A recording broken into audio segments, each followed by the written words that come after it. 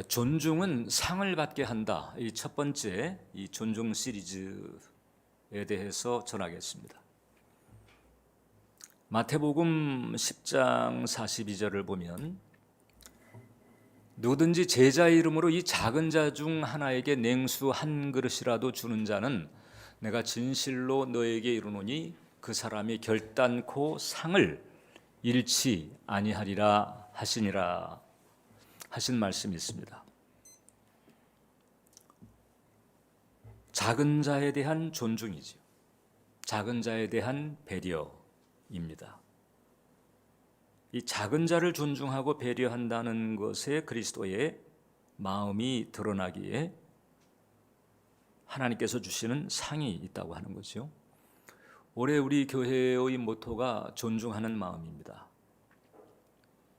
근데 이제 아쉽게도 신년 기도회 때에 이 존중하는 영성에 대해서 나눴고 이제 대부분 성도들이 나오는 그 주일에는 본격적으로 나눈 바가 없어요. 그래서 이제 이 존중하는 마음에 대해서 왜 하나님께서 우리에게 이런 영성을 요청하시는지를 이제 나누고자 하는 것입니다.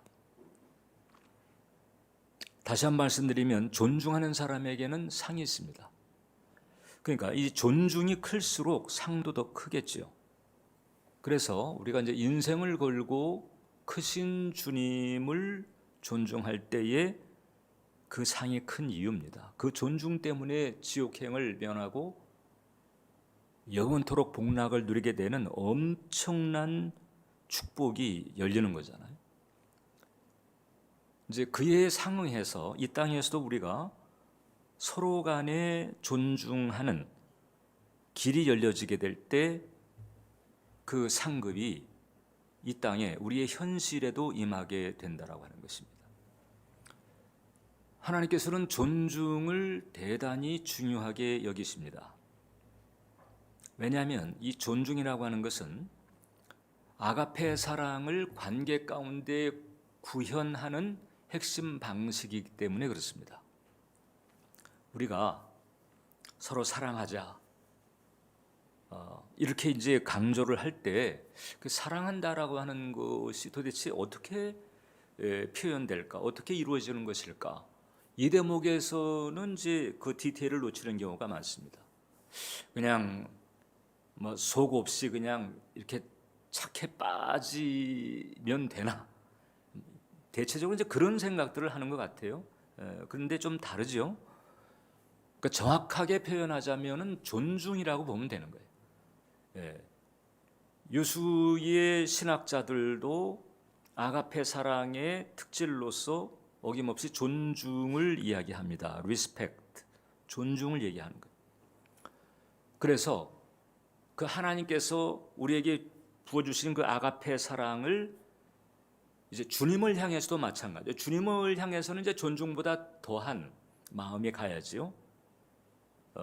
그런데 적어도 이제 함께하는 이런 그 공동체 가운데에서 아니 교회 공동체가 아니라 할지라도 이 사람들을 대할 때에 하나님께서는 이 존중으로 그 아가페 사랑을 표현하기를 원하시는 거예요.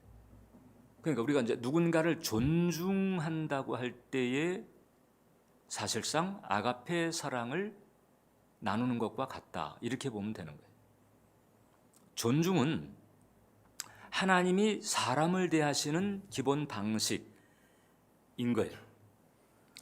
십자가와 성령님의 내주하심이 그 증거입니다. 십자가를 통해서 당신의 목숨을 내어주기까지 우리를 귀히 여기는 거예요. 우리와 함께 하기를 원하는 거죠. 우리를 존귀하게 대하시는 거예요.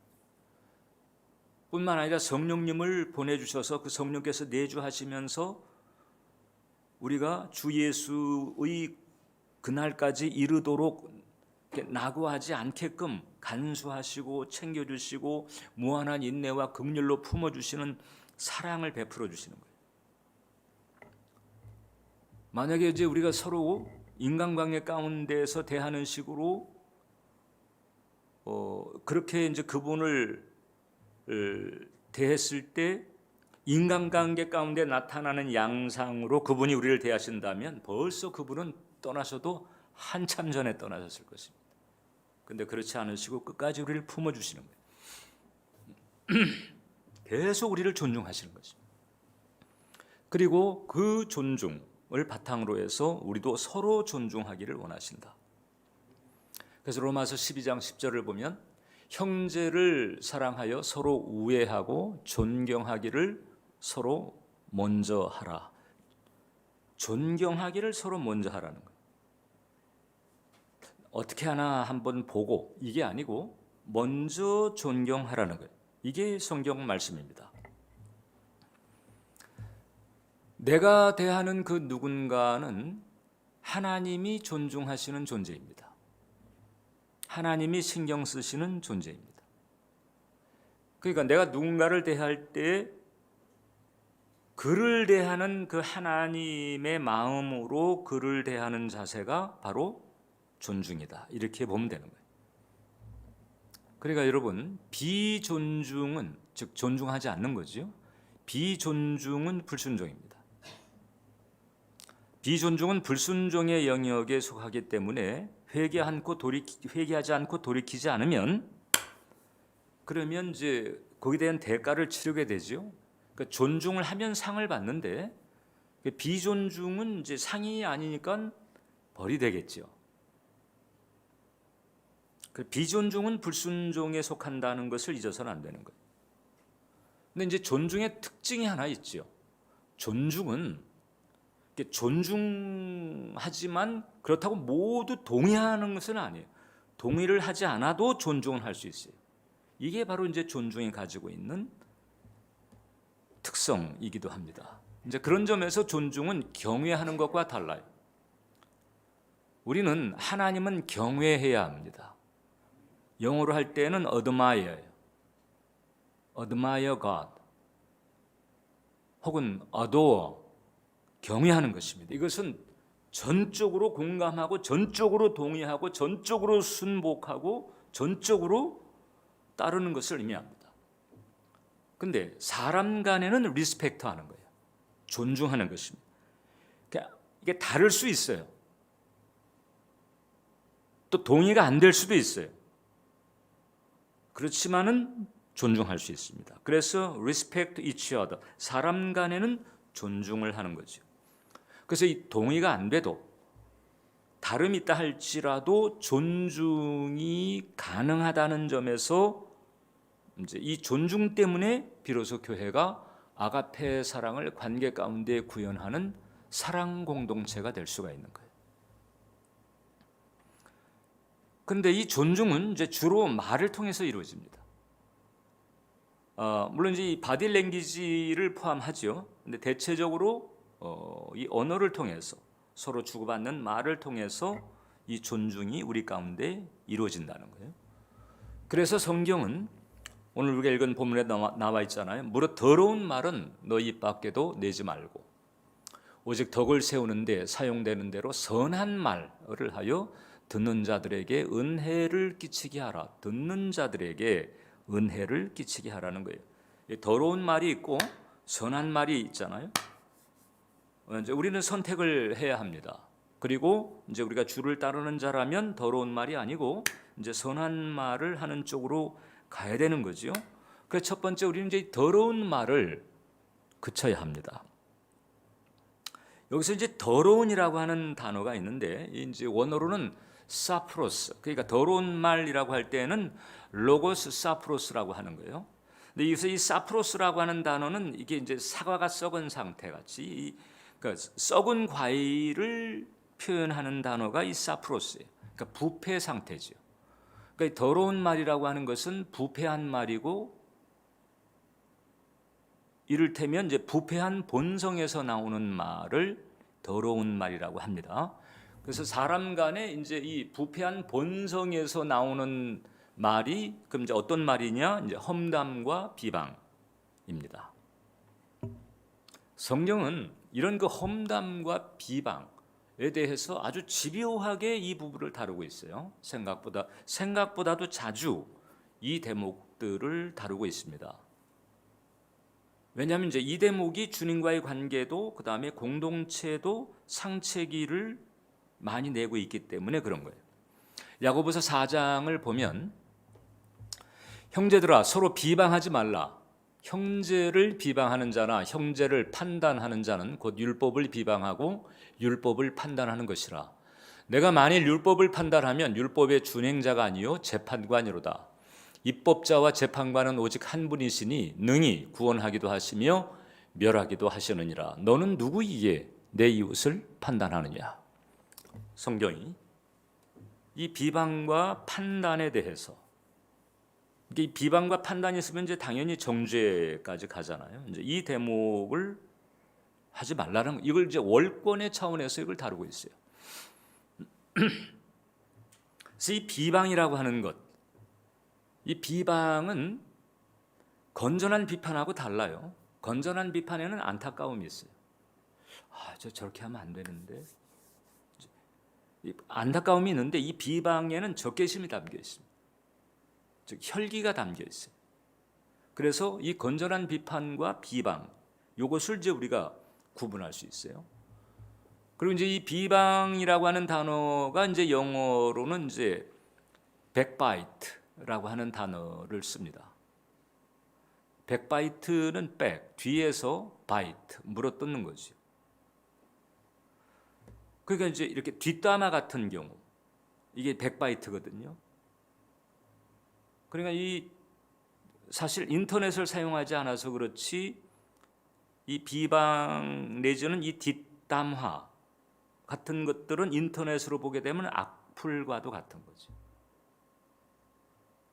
악성 댓글과도 같은 거예요. 이 악플 때문에 스스로 극단적인 선택을 하는 사람들이 적지가 않아요. 이 정도로 치명상을 입히는 거예요. 내면에 치명적인 내상을 가합니다. 그러니까 사실상 언어지만은 칼과 다를 바가 없어요. 시편에서 이런 가시도 친 말 이런 것을 삭도라고 표현하잖아요. 다윗은. 자, 그러니까 이 성경이 비방하지 말라고 할 때는 남에 대해서 적개심이나 혹은 미움의 감정을 가지고 나쁘게 말을 하지 말라는 거예요. 다시 얘기합니다. 남에 대해서 적개심이나 미움의 감정을 가지고 나쁘게 말을 하지 말아라. 이것이 바로 비방하지 말라는 뜻입니다. 그런데 이제 우리 인간에게는 이제 어떤 심성이 있는고 하니 은근히 비난하는 말을 하거나 혹은 그런 말을 듣는 것을 즐기는 사악한 쾌감이 있습니다. 여기 이제 부패한 본성에서 오는 질병이에요. 그래서 이런 것들이 이제 제동이 걸리지 않으면 어떻게 되느냐? 결국 이제 관계를 허물고 과정을 허물고 공동체를 허무는, 이제 성경에 보면 이제 그 작은 여우가 나오잖아요. 그런 것처럼 결국 이게 흐트러 놓거나 상체기를 내는, 그래 정작 필요한 때에 힘을 쓰지 못하게 만드는 이제 그런. 그래서 직장에 나가서 일을 열심히 해야 되는데 가정에서 가정이 허물어져 있다. 그러면 뭐 일을 못 하는 거죠. 밖에 있는 대적과 싸워야 되는데 근데 이 공동체 안에서 먼저 이 상체기로 말미암아 이게 허물어져 있다면은 그럼 영적 싸움은 할 엄두를 못 내는 거죠. 이렇게 이제 돼버리는 거예요. 그래서 성경은 집요하게 이 대목을 성품적인 차원에서 계속 다루고 있는 거예요. 여러분, 우리 모두는 연약합니다. 우리 모두는 연약합니다. 흠이 없는 인간이 없고 결점이 없는 사람이 어디 있어요? 그렇잖아요. 안 그래도 불완전한 피조물인데 거기에 죄성과 연약함까지 같이 겹쳐가지고 가지고 있는 그 흠들은 뭐 이루 말할 수가 없습니다. 그래서 누구든지 거꾸로 집어들고 탈탈 털어서 먼지 안 나는 사람이 없고 흠집 없는 사람이 없는 거예요. 그런데 이제 이래서 누군가를 대상으로 해서 뒤집어서 흠을 찾자고 계속 이 비방으로 이렇게 공격을 하게 되면 안 당할 사람이 없습니다. 안 당할 장사가 없어요. 왜냐하면 그 험담 레퍼토리는 어느 누구든 따지고 보면 안 가지고 있는 사람이 없기 때문에 그렇죠. 그러니까 이게 이제 서로가 서로를 이제 이런 무드로 대한다 그러면 어느 뭐 가정이나 어느 직장이나 뭐 어느 조직이나 어느 공동체나 바로 설 수가 없습니다. 그래서 주님께서는 계속해서 이 신구약 전체를 통틀어 가지고 자주 이 대목에 대해서 경계를 하고 있는 거예요.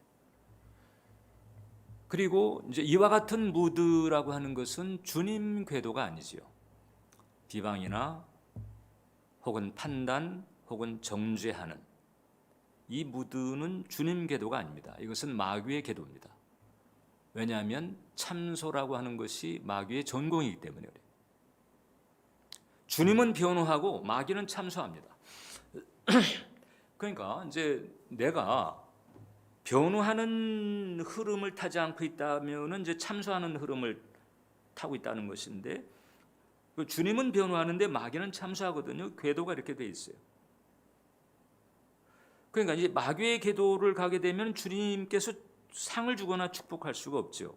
오히려 이제 주님께서 이 대목에 대해서는 경계를 합니다. 시편 101편을 보면 자기의 이웃을 은근히 헐뜯는 자를 내가 멸할 것이요 눈이 높고 마음이 교만한 자를 내가 용납하지 아니하리로다. 이웃을 은근히 헐뜯는, 여기서 이제 이웃은 다양하죠. 네. 분명하게 이제 이 대목에서 경고. 왜냐하면 그 길이 당신의 길이 아니기 때문에 그런 거예요. 그럼 목사님, 그러면 명백한 잘못을 어떤 개선이나 수정이 필요한 명백한 잘못이 있을 때 건전한 비판을 할 수도 있지 않습니까? 할 수 있어요. 그런데 아까도 말씀드린 것처럼 분위기가 달라요. 그래 안타까움이 있어요. 그런데 비방은 적개심이 있습니다. 그건 감정이 실려 있어요.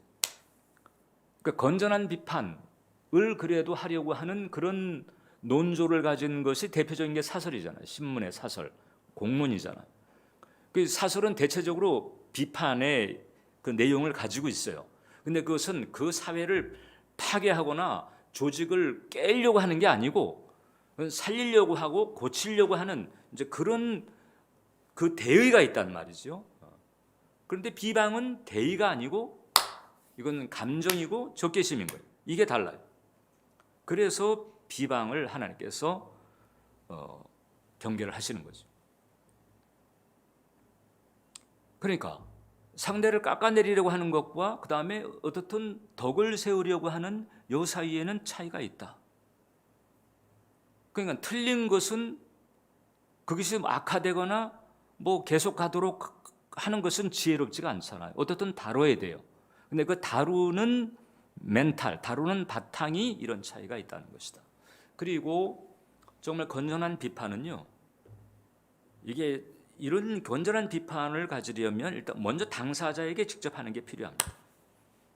덕을 세우고자 하는 그런 그 공론적 바탕이 있어야 되고, 그 바탕을 가지고 다른 누구와 얘기하기 전에 먼저 당사자에게 직접 얘기하는 게 필요합니다. 그 당사자에게 직접 얘기하든지 얘기하기가 부담스러우면은 품고 중보하든지 이제 이런 것이 우선적으로 필요한 거예요. 왜냐하면 이 험담이나 비방 쪽으로 가지 않도록 주의해야 된다. 이런 거거든. 그리고 이 험담이나 이 비방이라고 하는 것이 이제 조금 전에 우리가 시편 말씀 읽었습니다마는 하나님께서 이게 경계 내지는 경고하는 길이기 때문에 이런 그 흐름에는 함께하지 않는 것이 좋다. 그러니까 이제 이 험담이나 비방을 자주 하거나 잘하는 사람과는 사실상 이제 그런 부분에 대해서 중보하는 게 필요하죠.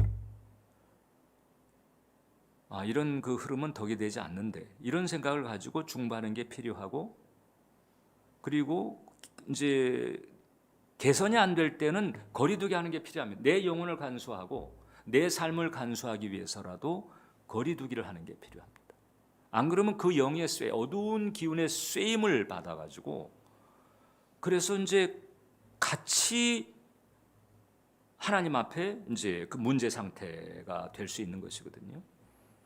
잠언서 20장 19절을 보면 두루 다니며 한담하는 자는 남의 비밀을 누설하나니 입술을 벌린 자를 사귀지 말라는 거예요. 그러니까 이 이제 좋은 방향으로 서로 같이 덕을 세우는 쪽으로 가도록 힘을 쓰는 것이 필요하고 또 그렇게도 권면하고 또 그렇게도 중보하며 나아가는데 정히 이 길이 안 되는 사람은 그럼 사귀지 말라. 이런 경우에 목사님 사귀지 않게 되면 그게 아가페 사랑이 라고 볼 수 있나요? 근데 하나님 말씀 사귀지 말라는 거예요. 거리두기가 필요한 거예요. 왜냐하면 공동체를 위해서, 가정을 위해서, 조직을 위해서 혹은 자기 자신의 영혼과 주님과의 관계를 위해서 거리두기가 필요하다는 거죠. 그런 경우는 거리두기 해도 괜찮다.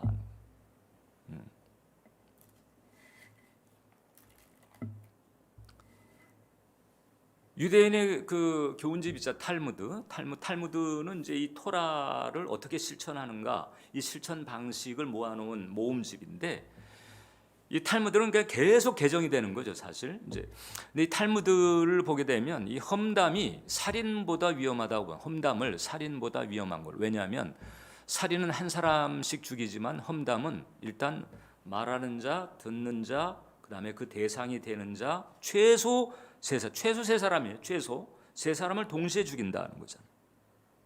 언어라고 한 칼로. 그래서 험담을 살인보다 더 위험하게 본다. 그러니까 이제 그걸 아셔야 됩니다. 하나님은 험담이나 비방을 명백한 죄로 보신다. 그렇기 때문에 두 번째 우리는 이제 이 선한 말로 존중하는 길을 가야 하는 거예요. 오늘 본문에 선한 말로 은혜를 끼치게 하라고 그랬죠. 은혜를 끼치게 하는 게 필요한 겁니다. 은혜를. 자, 그러면 이제 선한 말은 어떤 말이 있을까? 뭐 여러 가지가 있는데 일단 첫 번째 칭찬의 말이 있습니다. 대표적인 게 칭찬의 말이죠. 칭찬하는 것. 험담의 반대말이 뭘까? 칭찬이에요. 덕담이에요. 그 덕담이나 칭찬을 하려고 애를 쓰는 거죠. 그럼 이제 약점이 있을 수 있잖아요. 틀린 점이 있고 약점이 명백한 경우는 아까도 말씀드린 것처럼 품고 중보하되 정이 필요하면은 당사자에게 이걸 돌아서 뒷담화하는 게 아니고 백바이트 하는 게 아니고 당사자에게 진지한 마음으로 혹은 아끼는 마음으로 이렇게 할 수 있는 거예요. 가급적이면은 칭찬과 격려의 말을 하는 것이 필요하다. 잠언서 27장을 보면 도가니로 은을, 풀무로 금을, 칭찬으로 사람을 시련하느니라. 자, 도가니로 은을 만들고 풀무로 금을 생산하잖아요. 칭찬으로 사람을 세운다는 거죠. 그러니까 이게 질책하고 정죄하고 비판하고 이렇게 하면 정신 똑바로 차리고 뭐 이렇게 돼갈 것 같지만 그게 이제 아닌 거예요. 칭찬이 사람을 만든다. 우리나라로 보게 되면 이제 은인이라고 할 수 있죠. 만약에 이분 아니었으면은 이렇게 자유롭게 신앙생활 하기도 힘들었을 것입니다. 메가더 장군. 2차 대전의 영웅이고 그다음에 인천 상륙작전을 성공시킨 지휘관이잖아요. 이분이 어렸을 때 말도 할 수 없는 개구장이었다는 거예요. 애들 데리고 다니면서 그냥 골목 대장 역할을 하면서 그냥 막 온갖 문제를 일으키고 그냥 싸우고 막 이렇게. 그러니까 그 동네 사람들이 쟤는 저 커서 지금 뭐가 되려고 저러나. 그래서 이제 그런 애를 보면서 어떤 사람들은 이제 우범지대 건달 뭐 이제 이렇게 염려하는 사람들도 있었다는 거죠. 근데 그 할머니가 딱 메가더를 붙잡고, 야, 너는 보니까 군인의 기질이 있어. 넌 군인으로 장차 크게 성공할 거야. 이렇게 얘기했단 말이죠. 근데 메가더가 그렇게 된 거예요. 그리고 메가더가 실제로 고백한 거예요. 할머니 그 말 한마디에 눈이 확 띄었다. 아, 군인. 이래가지고 참 위대한 장군이 된 거거든요. 이 칭찬이 뭔가 강점을 보고, 약점이 없는 사람이 없잖아요. 근데 거기서 강점을 보고 그 강점을 키우고 강점을 살려주는 쪽으로 이렇게 서로 해준다면 거기서 얼마나 많은 잠재력이 풀어 나오고 얼마나 많은 성취가 있겠어요. 그리고 이 칭찬이라고 하는 게 이게 이제 이런 백바이트, 이런 그 험담이나 비방의 분위기가 있을 때에 그것을 차단하는 아주 유용한 카운터입니다. 그러니까 이제 서로 간에 얘기를 하고 있는데 분위기가 이게 공론의 분위기가 아니고 뭔가 이제 감정이 실리거나 혈기가 실린 상태로 이렇게 이제 이 비방 논조로 흘러가려고 할 때에 그때 딱 그것을 차단하는 게, 선생님은 그분을 그렇게 보셨나요? 나는 이렇게 봤는데 그분 참 이런 점이 참 전 좋던데. 이 한마디가 딱 어둠의 흐름을 끊는 거예요. 그러면 이제 비방하는 사람이 이제 말을 그칠 수 있겠지요. 혹은 또 이 비방이나 험담으로 가려고 할 때 이게 덕이 안 되는 것 같다. 누군가가 지금 이런 흐름은 좀 이 덕의 문제가 있을 것 같은데, 이렇게 그 흐름을 견제할 수도 있고, 혹은 또 난 좀 다른 관점에서 생각합니다. 이렇게 말할 수 있는 거죠. 이러면서 그 흐름을 바꿀 수 있는 거예요. 그리고 아까 말씀드린 것처럼 가급적 안타까운 마음, 이렇게 잘 됐으면 하는 그런 마음을 가지고 품고 중보하거나 아니면 필요하면 직접 얘기하든지, 이런 이제 흐름을 가는 게 좋다. 혹은 그 조직의 리더가 있을 때, 이제 우리 교회 같으면 이제 저 같은 경우겠죠. 조직의 리더가 있을 때 정말 필요한 경우 이 공론적 입장을 가지고, 정말 모두가 잘 되도록 하기 위해서 공론적 입장을 가지고 여러 번 생각해 보면서 정말 나 이 말이 이게 비방이나 험담이 아니고 정말 이 공론적 명분을 가지고 있을까, 이것을 생각하면서 다룰 수 있는 거죠. 그래서 이 칭찬과 격려, 이 강점을 살려주는 이런 말을 하는 것이 필요하다는 거죠. 이건 가족도 마찬가지고 지인도 마찬가지고 교회 공동체도 마찬가지고 어떤 조직도 마찬가지고 동일한 원리입니다. 남들은 비방하고 깎아내리고 막 이렇게 해도 우리는, 하나님을 따르는 우리는 이 길을 가야 되는 거예요. 두 번째, 성경은 또 소금치는 말을 하라고 합니다. 골로새서 4장 6절을 보면 너희 말을 항상 은혜 가운데서 소금으로 맛을 냄과 같이 하라. 그리하면 각 사람이 마땅히 대답할 것을 알리라. 이제 요걸 이제 표준세 번역이 조금 쉽게 이렇게 이제 했습니다. 여러분은 언제나 소금으로 맛을 내는 것과 같이, 그러니까 소금으로 맛을 내라는 거예요. 지금 은혜가 넘치는 말을 하라. 그러니까 은혜가 넘치는 말을 하는 것이 소금으로 맛을 내는 것이다라는 거지. 자, 이미 말씀드린 것처럼 우리의 부패한 본성은 험담이나 비방하는 것을 좋아합니다. 그러니까 이렇게 부패는 뭐가 대책이죠? 소금이 대책인 거예요. 그러니까 부패하지 않도록 소금을 치는 게 필요한데, 지금 이제 요 구절은 소금으로 맛을 내라는 거잖아요. 썩지 않게 그냥 막 소금을 쳐는, 이거 갖고 조금 결이 달라요. 소금으로 맛을 내라. 이건 무슨 얘기인고 하니? 그러니까 이제 은혜를 끼치게 하는 말들인 건데, 모든 사람들은 다 이제 그 칭찬이나 격려도 필요하고요.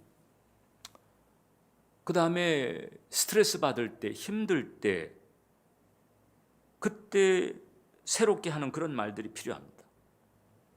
그래서 이 사람들의 필요에 적절한 말을 하는 것, 이게 바로 소금으로 맛을 내는 것이다. 이렇게 보면 돼요. 분노한 자에게는 그 분노를 가라앉히게 할 수 있는 말을 하는 게 필요해요. 지친 자에게는 힘과 용기를 주는 말, 길을 모르는 자에게는 길을 보여주고 분별하게 해주는 그런 말, 이런 말들이 필요한 거죠. 소금으로 맛을 내게 해야 되는 거지. 근데 이제 이 소금을 가지고 아픈 상처에 뿌리면 어떻게 될까요, 여러분? 소금을 아픈 데 뿌리면 어떻게 될까? 힘들죠. 안 그래도 힘든데, 안 그래도 버거운데 거기에 계속 기죽이고 정죄하는 얘기를 하게 된다. 이제 그러면은 그거 더 아프고 더 힘들게 되잖아요.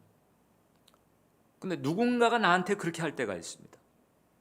그렇게 할 때는요, 이제 자기 의사를 표시를 하는 게 좋아요. 이건 아닌 것 같다. 이건 좀 내게 상처가 됩니다. 뭐 이렇게 말할 수도 있고. 이렇게 그래서 부드럽고 단호하게 이건 아닌 것 같습니다. 그런 식으로 의사를 표현하는 거죠. 부드럽고 단호하게. 그래서 여러분, 이 성품상 인간관계 가운데에서는 이제 그런 사람이 되는 게 좋다고 하잖아요. 한번 따라서 해보실래요? 착한데 만만치 않은 사람. 착한 거예요. 근데 만만치가 않은 거예요. 그러니까 우리 그리스도 안에서 우리가 이렇게 될 필요가 있다. 나이스하게 하지만은 그러나 쉽게 만만하게 대하지는 못하게 하는 그런 존재인 거죠. 우리는 당연히 그렇게 될 수 있는 거죠. 뱀같이 지혜롭지만 비둘기같이 순결하고, 그 화성에서 온 남자, 금성에서 온 여자, 그 뭐 전공의 이 베스트셀러잖아요. 그 부부 관계에 대한 그 존 그레이라고 하는 분이 쓴, 이분 이제 2만 5천 쌍의 부부를 상담해서 쓴 책이에요. 근데 이제 이분은 그런 얘기합니다. 거의 이제 그 부부 상담할 때 부부지간에 하는 말을 놓고 이 집안은 깨지겠구나, 이 집안은 계속 가겠다, 이거를 판단할 수 있다는 거예요. 바로 판단이 나온다는 거예요. 어떻게 알 수 있느냐? 그 서로 간에 하는 언어, 말을 놓고 그렇게 판단할 수 있다는 거예요. 거의 부부간의 모든 문제, 이게 언어 습관에서 나오는 경우가 태반이라고 합니다. 근데 이게 부부관계만이 아닌 거예요. 인간관계 가운데의 모든 문제가 사실상 언어 습관에서 나온다. 그러니까 그 언어 습관 때문에 결국 이제 존중하는 언어들이 없다는 거잖아요, 그죠? 그러니까 결국 그것 때문에 깨지는 거예요. 혹은 존중하는 언어가 안 되는 부모 때문에 빗나가는 자녀들, 평생 고생하는 자녀들이 많습니다.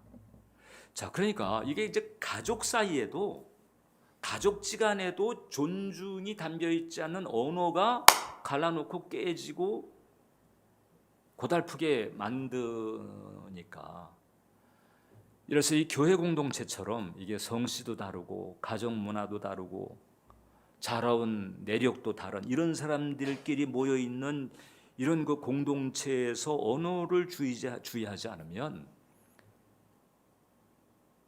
정말 어려운 거지. 그렇게 결혼 서약까지 하고 부모 자녀 간에 그렇게 했는데도 결국 존중이 담겨 있지 않는 그 언어나 태도 때문에 갈라지고 깨지고 엎어지고 망가지고 이럴 수 있는 건데, 이런 뭐 교회 공동체는 더 말할 나위가 없잖아요. 일상적인 관계였다면은 벌써 헤어지고 그냥 상종도 안 할 일, 상종 안 할 만큼 할 그런 일들을 그냥 이 교회 공동체 내에서 서로 간에 이게 가지는 일들도 비일비재한 것이거든요. 그러니까 이제 그런 부분들을 우리가 생각하면서 이 존중을 담은 그런 그 언어, 이것을 우리가 서로 나눌 필요가 있다라고 하는 거죠. 그래서 주님께서 소위 언어의 문제, 존중의 문제를 계속해서 강조하고 또 강조하는 거예요. 구스타프 구티에레즈라고 하는 유명한 해방신학자입니다. 이분이 이제 이런 얘기를 했습니다. 남의 손을 씻다 보면 내 손도 따라 깨끗해지고 남의 귀를 즐겁게 해주다 보면 내 귀도 따라 즐거워진다. 남을 위해 불을 밝히다 보면 내 앞이 먼저 밝아지고 남을 위해 기도를 하다 보면 내 마음이 먼저 밝아진다.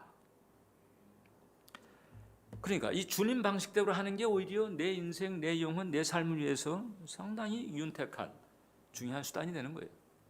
페이론하고 성령의 사람은 부드러운 마음을 가진 사람입니다.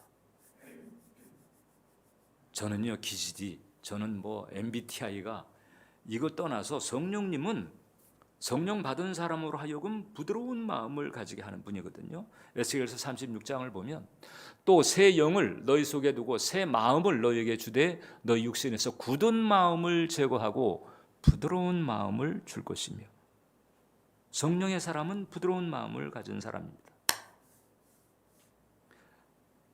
성령의 사람은 부드러운 마음을 가진 사람이다.